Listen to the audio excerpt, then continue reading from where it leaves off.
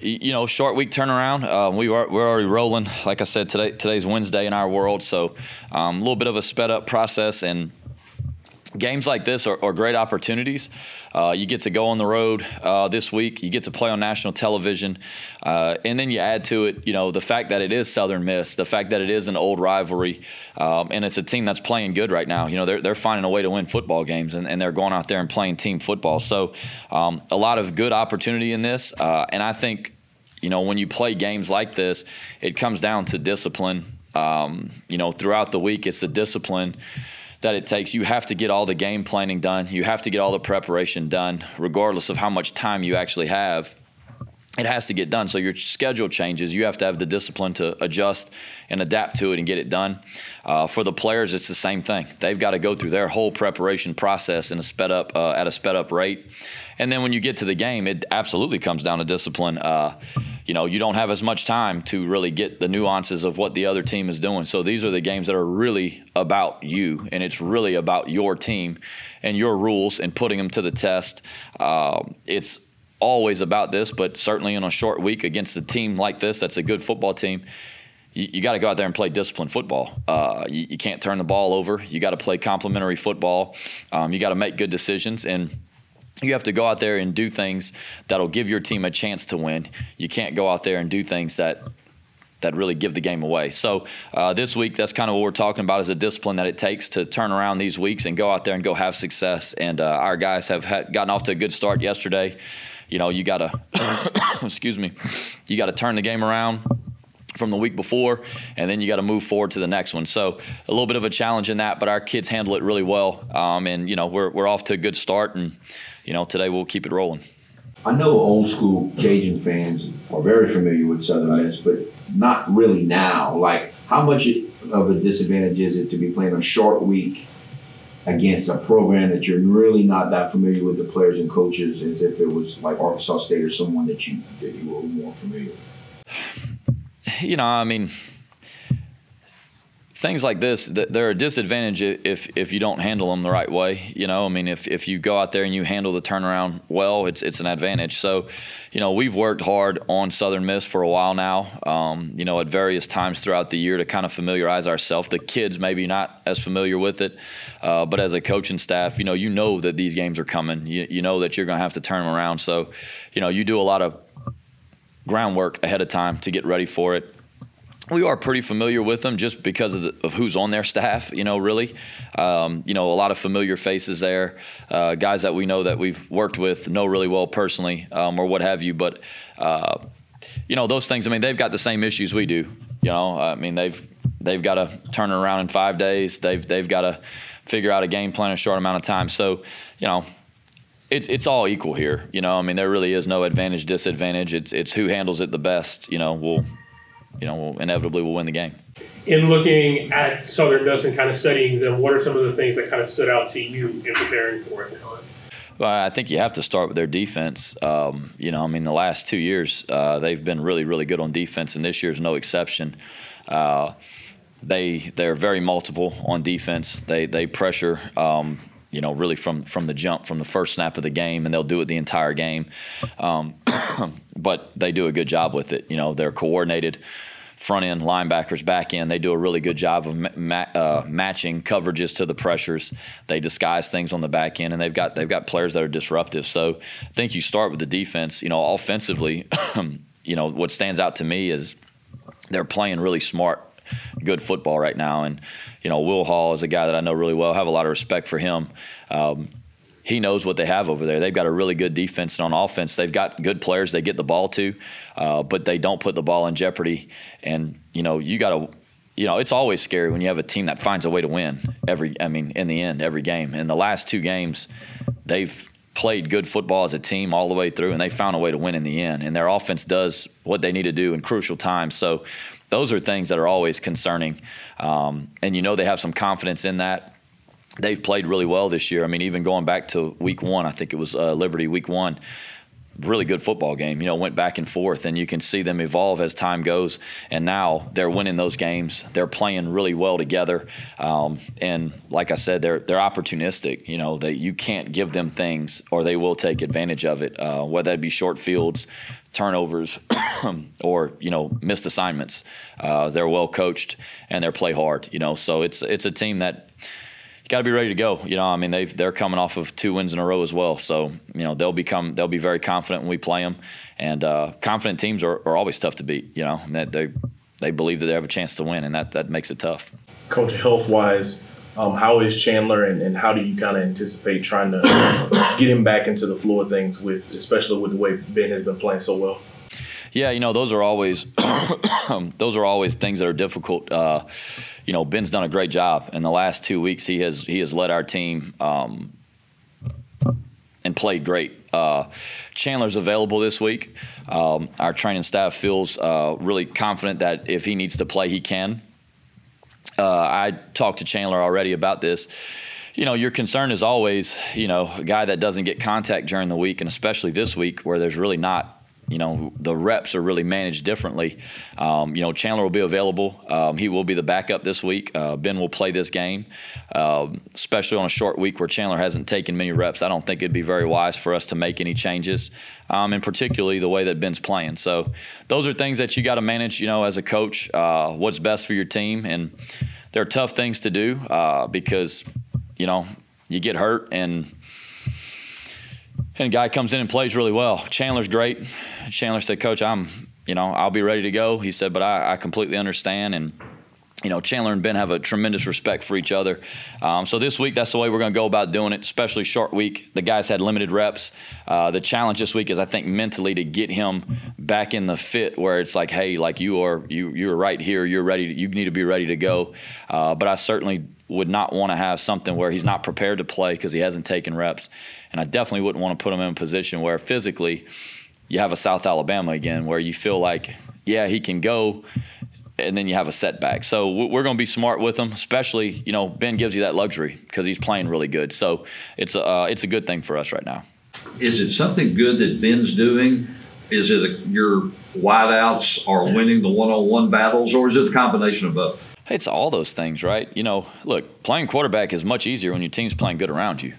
And, Saturday night we had, I don't know how many second and longs, 9s, 10s, and we ran, we had a run play dialed up that we felt was a good run play, obviously, and it goes get a first down. Well, now you're back to 1st and 10, and you're not in a third down situation that typically relies on the quarterback to make a lot of decisions.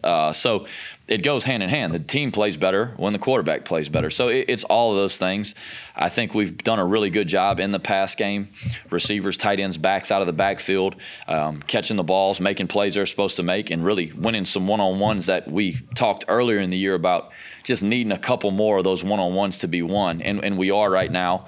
And you have to talk about offensive line, tight ends, running backs, and protection as well. They're keeping them clean. I think we had 1 sack the other night, and it was really just a technical issue that's easy to fix. So all those things play together. The quarterback helps the team helps the quarterback, and we're playing better as a team, playing better as a unit on offense all the way around. Coach, you talked about both teams coming into this game, 2-game winning streak. Southern Miss canceled all classes on Thursday. For this big primetime matchup in the division, how do you kind of handle the emotions of the game for your team? You can't make it more than it is. The last few weeks we've kind of had some of those things. It's every opportunity to play the game special. All right, these guys work year-round. From January when they get back on campus, it is full tilt, full go. And you're only guaranteed 12 opportunities as a team. That's a unique sport. You can't make it more than what it is. It's the most important game of the year for us, certainly, because it's the next one. It's a Western Division game, and it's the one that's coming up in a couple days here. But if you make it more than that, then you start getting into emotional mistakes that those hurt you. Emotion wears off when you get into the game, okay? You start out and you feel a certain type of way, and once the ball's kicked and it's turned over and you have a couple of possessions, then the momentum in the game starts to take over and you start to feel that. So, for us, it's always about the things that we need to do to win. to win a football game that's very important to us. For us to do what we want to do, we have to win this football game. Our kids know that. So I think if you try to make it more than that, then you start getting into pressure, you start getting into panic, you start getting into press and trying to do things that, maybe are out of your control that you can't handle, things that maybe are bigger than just your job. And at the end of the day, you need to go 11 for 11. You need to do your 1/11th. And if we do that consistently for 4 quarters, we feel like we have a good chance to win every football game we play. So, I think it's cool that they're doing those things. But for us, it's just got to be it's got to be the next game that we have to prepare to do the things we need to do getting up to that point. And then you just let the preparation take over. Coach, is Chris going to play? Yes.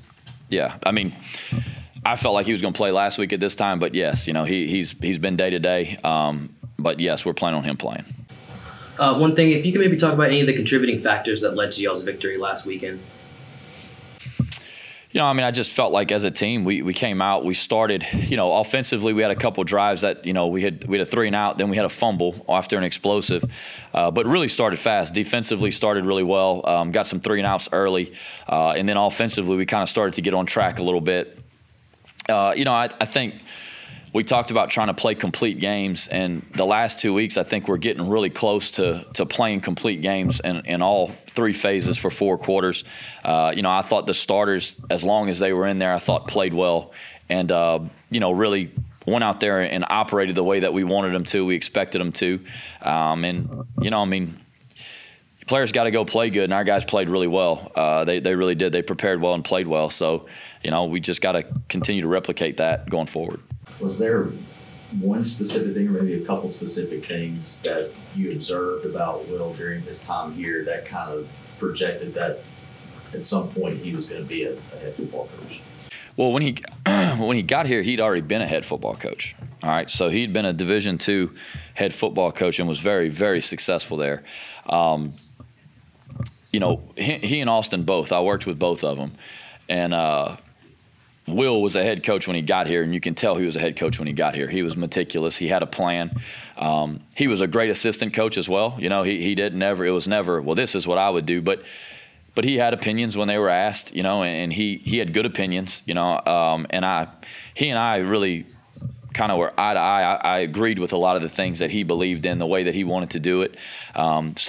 Yeah, he had head coach written all over him. And Austin Armstrong is a guy that he's going to be a head coach before long, too. He was a GA, I don't know, he was probably 24, 25 years old. And he had a maturity about him like he was, 40 years old. He walked around here and he was locked in and he did his job really well. He was actually on offense with us that year in 2017. And then when Coach Napier got here, he went back to defense, which is what he wanted to do, had always done.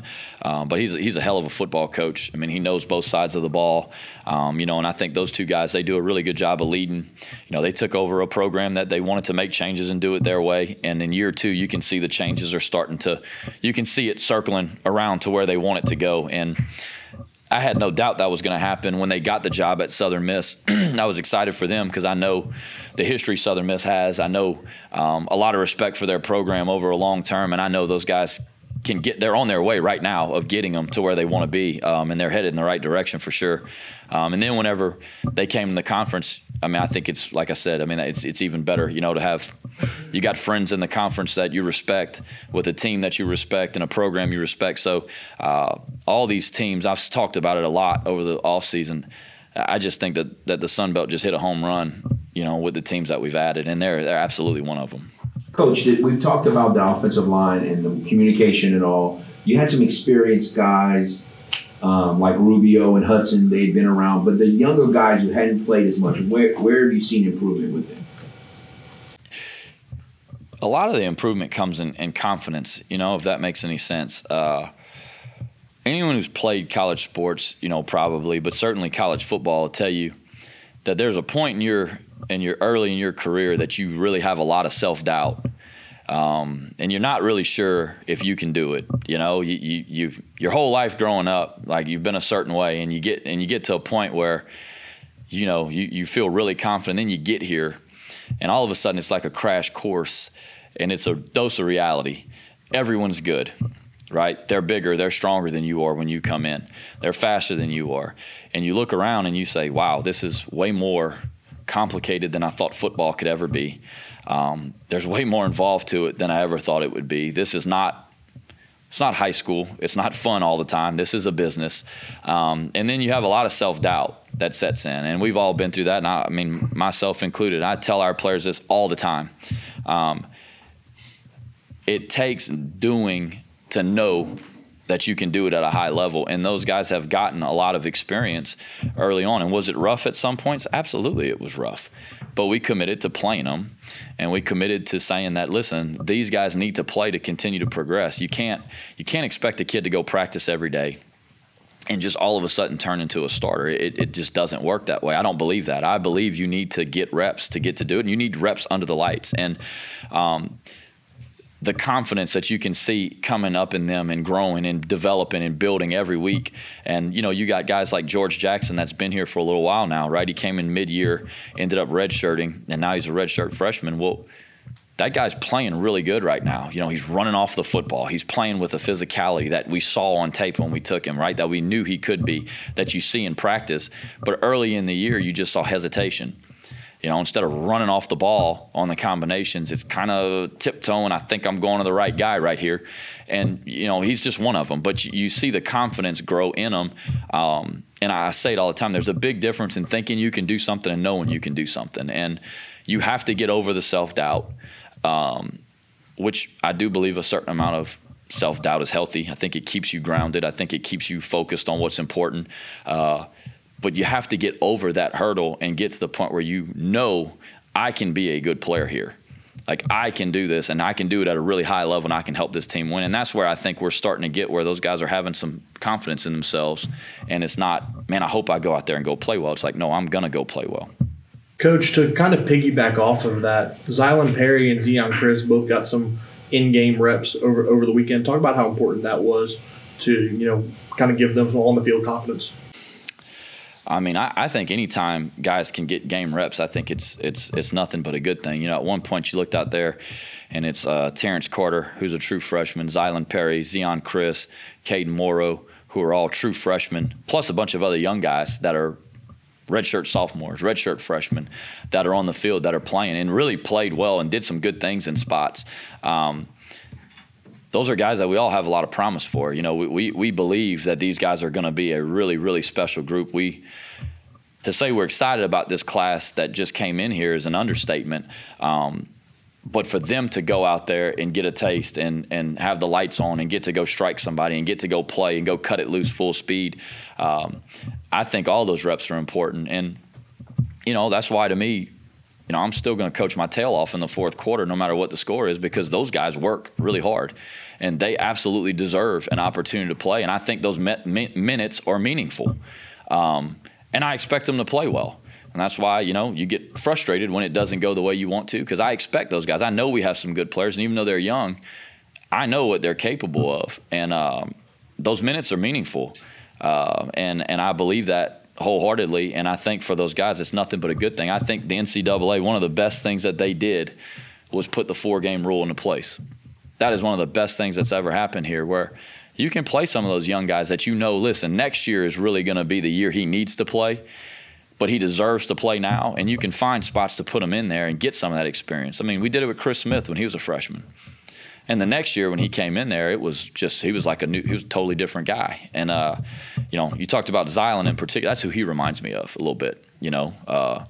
Small town, country school, played quarterback, played a bunch of different things, coming in here figuring it all out. But he's figuring it out, and he's done a good job for us. So I was excited those guys got to play. Anything else, Coach? If I could ask you one more thing. You talked about the Southern Miss series, what it's been historically. Do you have like one moment or two that you sort of, when somebody says Southern Miss football, that you sort of remember when you were playing, or even before when you were just watching this program going up? No, we only played them once, and it wasn't a very good day, so I hope it's a little bit better this time around. We had a hurricane barreling down on us, and we went over there and didn't play very good. And now they had a pretty darn good team too. But, yeah, no, I mean, not a whole lot. You know, I mean, they were really playing a lot in the 90s. I'm not going to tell you how old I was, but yeah. I just didn't know if there was one thing that Southern Miss sort of brought to mind. Not really. I was pretty young whenever those games were happening. I was, I was 10 years old in '95, so I don't remember a whole lot of that. But well, I wasn't going to tell you, but I was trying to say it without saying. I don't remember. I know the history, and I think that's like what football's about, and I've told you guys, I love high school football, playing it, coaching it, all that stuff, because, shoot, you go across town and you go play that team across town, and it means something. And I think the cool thing about our conference, as regionally located as it is, especially in the Western Division, you have some of that stuff that can develop. Well, with these guys, I don't think it really has to develop. Not that it's like a rivalry thing, but it's a familiarity between fan bases that people get excited for. Like that, those are the things that matter, right? You play teams from all over across the country. Well, they don't know a lot about them. Whether they're great, not great, doesn't matter. They don't know much about them. And, I think fans make college football what it is, right? As a coach, as frustrating as it is sometimes, their passion is what makes the game what it is. That's the truth. And when they get excited about games, it's great. It leads to a great atmosphere. It's good that people care. It'd be a whole lot worse, if you went play in empty stadiums. We did that in 2020. It wasn't fun. It sucked.